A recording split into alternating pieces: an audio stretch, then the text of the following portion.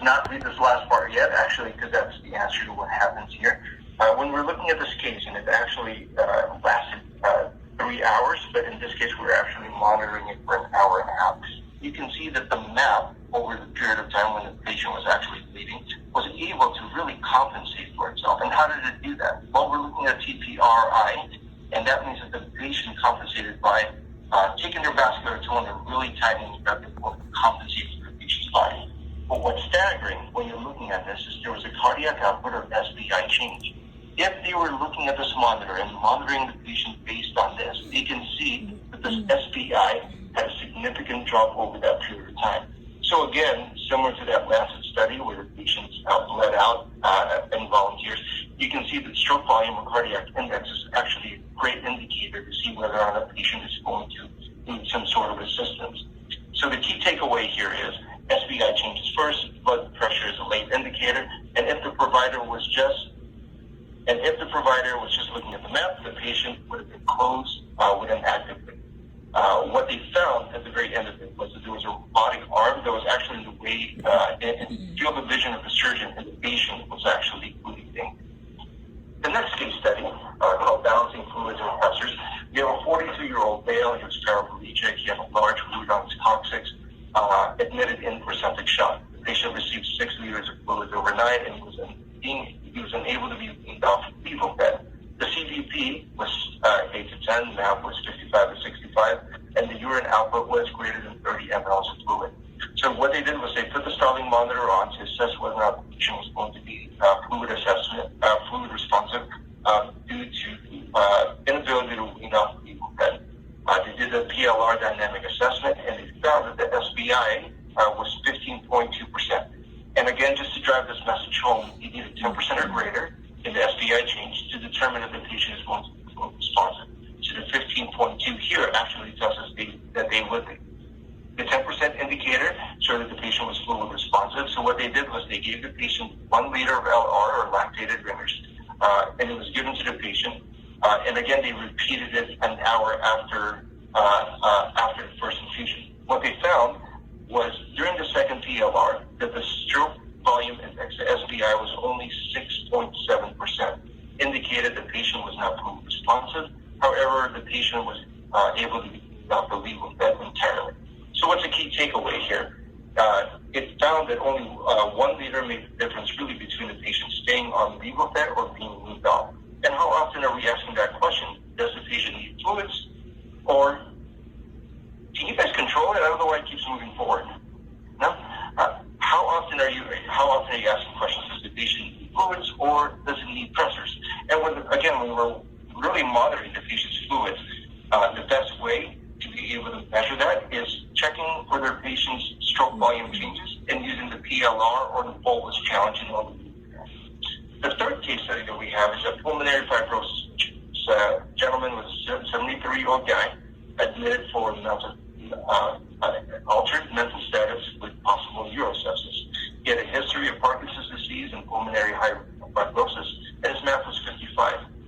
What they did was they put the monitor on the patient and started him off on the weight-based fluid based on his pulmonary history. Weight-based fluid started, and after 1 liter, the cardiac index dropped from 3.5 to 2. And just a quick note, any patient that has a cardiac index of a 2.2 or less means that they're in cardiogenic shock. So by trending the SBI, the nurse was able to inform the provider that the stroke volume and cardiac output were decreasing as fluids was infused. The doctor stopped the fluids and they started the infusion. The key takeaway here is even in an emergent situation, trending SBI can add data to help answer the questions, and will the patients be harmed by the fluids I'm giving them? So the great thing about the monitor, again, is it's really easy to use. So how does it help you determine, and how does it help you determine your fluid status, and how do we work that into the workflow? First thing we have to ask is, do I have a repeat or perfusion problem? If the answer is no, then you're done. You're not going to be doing anything there. If the answer is yes, then we need to determine which lever to pull. Do they have a preload problem? Is it an afterload problem, or is it contractility issue? Right? So the first thing we do is we want to find out whether or not they're going to be fluid responsive. We'll be either doing the passive leg raise, we'll be doing the bolus challenge, which is what mimics the passive leg raise, or we'll just be doing the trending therapy if it's an emergent situation, and we can do one of those. If it's an ICU patient, this is where we determine, do they need pressors? That means, do they have vascular tone issues? Do we need to tighten up those vessels to help increase the perfusion? Or do I need inotropes? And those are for patients with low cardiac output, and even possibly maybe getting an echo on the patient if they're in cardiogenic shock, but the patient is a cardiac index is 2.2 or lower. So here's the sensor patient, sensor placement, and as you guys mostly agree that pretty much every male cardiac, or mainly every cardiac patient that we have coming into the ICU probably looks like this, and it's pretty super buff. So this is where we end it for now. Yeah, you can end it. Stephen, you did a great job. Really good. I don't know why you were so nervous. You're fine. You did okay. Or not okay, you did good. Again, like, I took notes on everybody, and this is not to pick on you guys or anything like that. It's just to give you tips on things that you could improve on, and maybe word things a little bit differently. Better, if you want to say better. I don't know if you want to say better, because everyone has their own style. So I just wanted to go over a couple of the notes that I took for you, Stephen. 1 second, let me get my pen. Let me get my pen so I can write it down. Okay. Okay. You ready? Okay, so on the slide where it shows like the history of like hemodynamic monitoring, kind of where it shows like the blood pressure for 100 years, CVP, SWAN. So you said a couple things about the SWAN that I just wanted to clarify for you. You said that it's not really accurate. They found that over time, like since then, it's not really very accurate. And I just want you to know that the SWAN is considered the gold standard, or pulmonary artery catheter is considered the gold standard for hemodynamic monitoring. It is not. What I meant to say was the cost benefit of it, which is what I was trying to say. Yeah. It was causing too many problems and complications. And that's fine to say that. Just be careful about, because it's kind of like calling somebody's baby ugly. The SWAN is still used a lot. In fact, every single cardiac ICU is using the SWAN on every open heart patient. It is a widely used tool. So it is just not common to see the SWAN anymore in an ED setting or in just a medical surgical ICU. Because there's other technologies that have come along that are not less invasive, that allow them to still get their hemodynamics, and you don't have as many risks for infection. Okay. So I would just be careful about your wording on that, because it is still considered the gold standard for hemodynamic monitoring. So just kind of be careful about your wording. That's all. On the FRESH slide, where you talk about the FRESH study, while all of the findings are significant and important, I noticed you focused a lot, and you said the most important finding was the discharge home finding, but really statistically speaking, the primary endpoint was looking at fluid balance, and that is our most why can't I say this word right now? Statistically significant finding is the fluid balance. So, all of them are, I mean, of course, all of them are important, and getting your patients home is huge, right? But I would just kind of focus a little bit more on the fluid balance, and I wouldn't say less on the discharge home. That's fine to say all that, because of course you want your patients to go home. But I'm just saying the statistically significant finding was more the fluid balance. So just kind of be aware of that. Not a big deal. The levers, I wanted to talk about that real quick. Not that you guys are saying anything wrong. What you're saying is perfect. It's fine. I just want you guys to understand that most nurses, if you say the 3 levers or levers of perfusion, they don't know what the hell you're talking about. That is a term that was made up by Doug Hansel. And he's kind of called it 3 levers that you can pull to maximize perfusion. And so they put those into our slides because of him. But if you're talking about the levers, or I don't know, what do you say, levers or levers? What do you guys say? I don't know. levers of perfusion. I always get those, like, who says which was the right way? Is it tomato or tomato? Anyway. English is my second language, so I don't know. Yeah, okay, well, it's my first, and I still don't know. So just know that when you're referring to those levers, most nurses are like, huh? Because Doug made that up as a way to he heard it from somebody else who taught him medicine.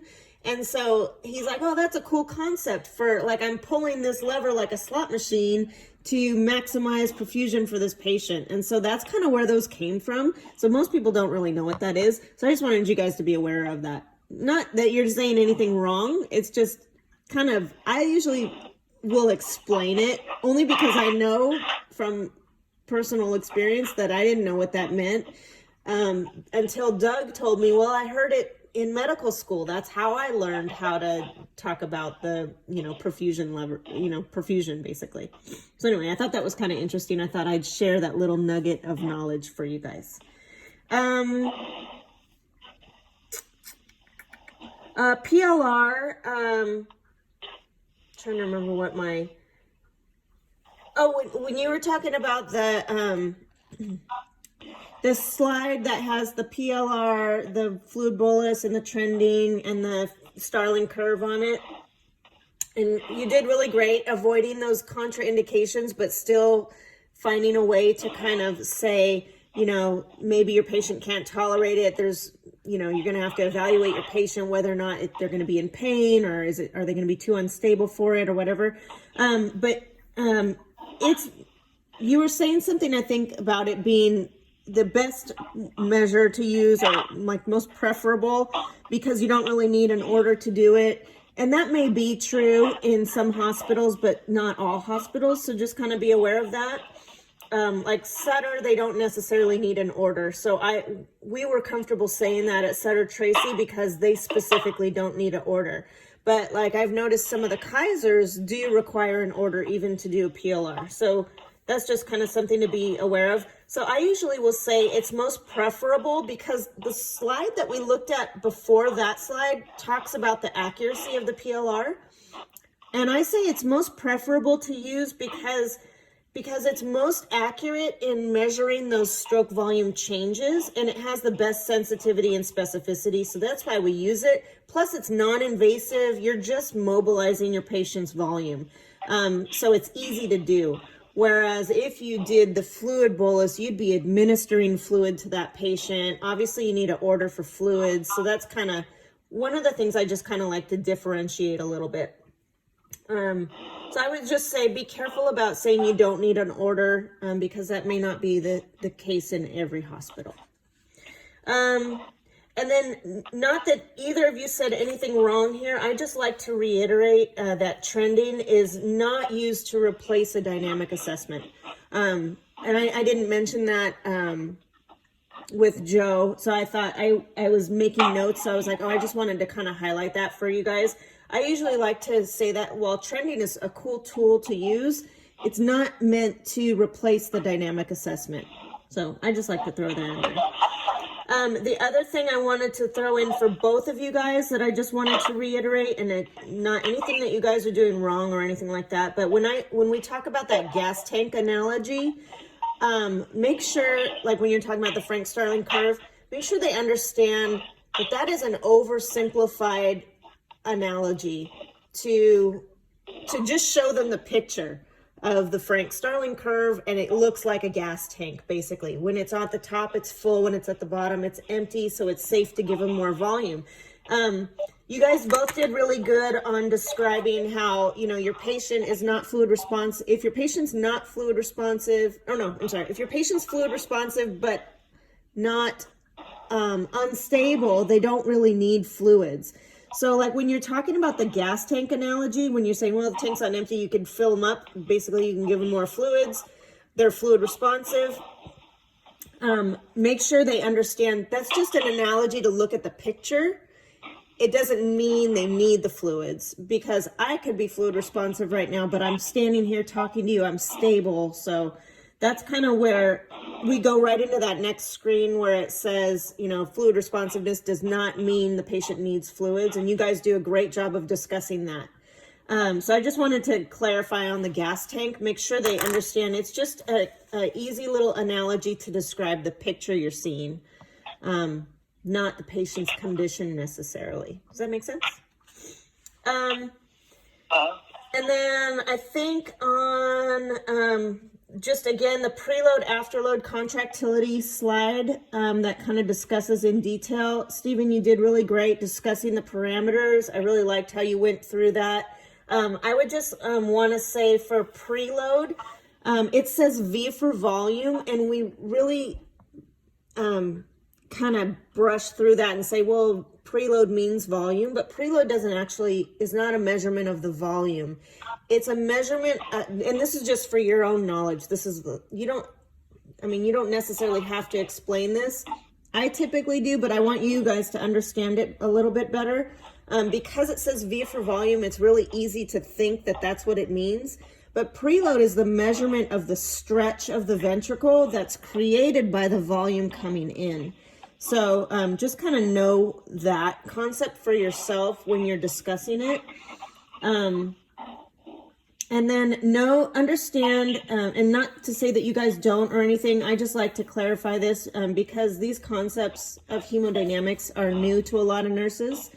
But when you're talking about the afterload, that the higher the number, the more vasoconstricted they are, the lower the number, the more vasodilated they are. I like to kind of really make sure that, as a clinical consultant, that you guys understand what that means for the heart.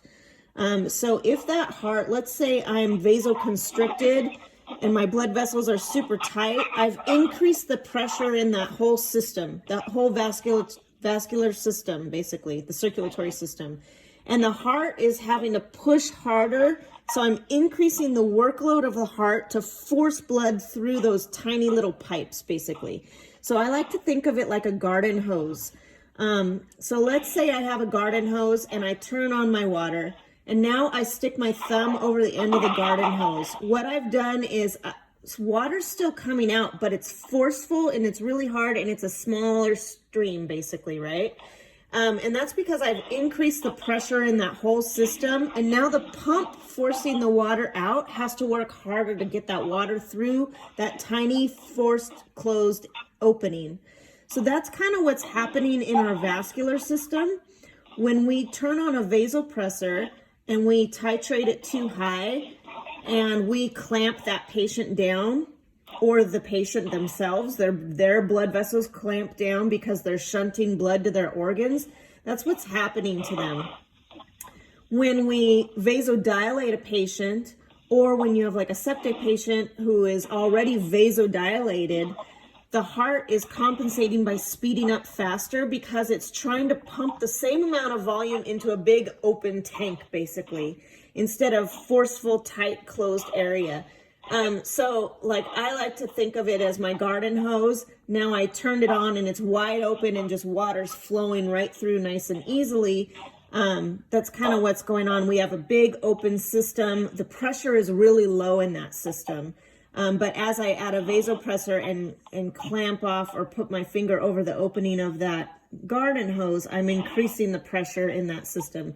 So those are kind of concepts that I like to teach a little bit, and not saying that you guys have to at all, but it kind of makes it a little bit more understandable of what's happening when we're seeing those numbers go up or those numbers go down, what it actually means for the body itself.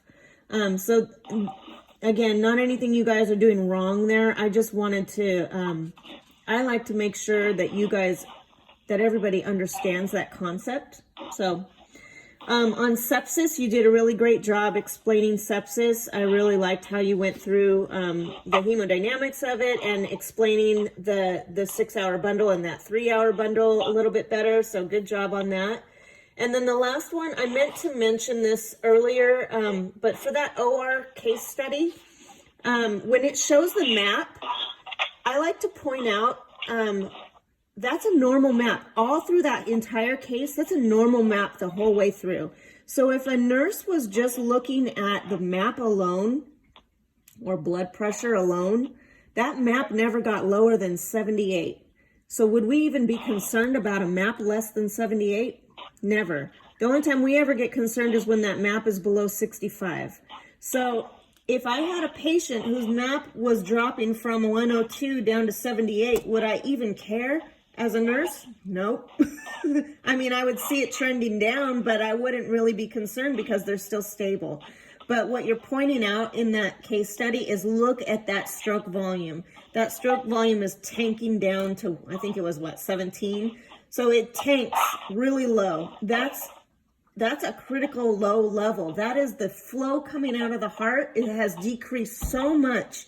And the reason that's happened is because we're compensating and because we're trying to maintain that blood pressure. Our body does everything it can to hang on to blood pressure as long as possible, just like we saw in that Lancet study.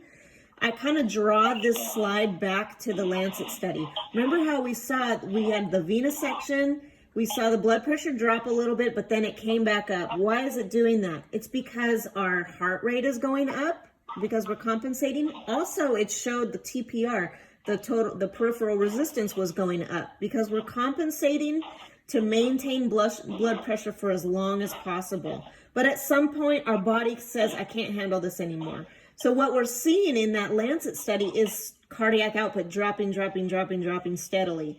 And that's what's happening in this OR slide case study is cardiac output, or stroke volume more specifically, is dropping, like tanking hard. So what's going to happen eventually to this patient? I like to kind of talk about that and say, and you guys don't have to, but this is just something to share. This is a way for us to share our knowledge with you guys. I like to talk about that and say, hey, let's play devil's advocate here. What would happen? Let's say this patient's robotic arm wasn't moved and they never saw that the bleeder was there and they never repaired it. Let's say they just closed this patient up because her blood pressure's stable the whole time and they never had to look at TPR and SVI, okay? So let's say they were just using vital signs for this patient and never had our monitor on this patient. They would see a blood pressure dropping from 102, or MAP dropping from 102 down to 78. Is that a big deal? Not really. They'd say, oh, well, that could be anesthesia. You know, it's no big deal. They would close that patient up and send her out to PACU. Now, what's going to happen? Eventually, her body cannot compensate any longer, and she's going to tank. Everything's going to tank. Blood pressure is going to tank. Her heart rate's going to go up. She's going to have all sorts of problems, and they're going to be fighting to fix the problem. What are they going to do to fix that problem with that blood pressure dropping? They're going to give her fluids. Is that going to fix her problem? No, she's bleeding. That's what's causing the problem. So what are we going to have to do to fix this patient? We're going to have to bring her back to surgery and fix the bleeder. So the whole point of that is to show, hey, look at this. We have a non-invasive monitor that you could put on this patient and see these changes immediately happening before you ever see that huge drop in blood pressure. So that's the benefit of that case study, is to kind of show, wow, what could have happened, basically. Does that make sense? So that's just a little stuff that you learn by watching more people and developing your own style. Overall, I think you guys did really, really good. And you should be proud of yourselves. And I can't wait to work with you guys on Thursday and Monday. And I'm sorry we went a few minutes over. Oh, thank you. If you guys have any questions at all or anything, just feel free to text me. I'm happy to help. I'll be driving half the day tomorrow, so. Safe travels. Let me know if you need anything at all. Right. Thanks, guys.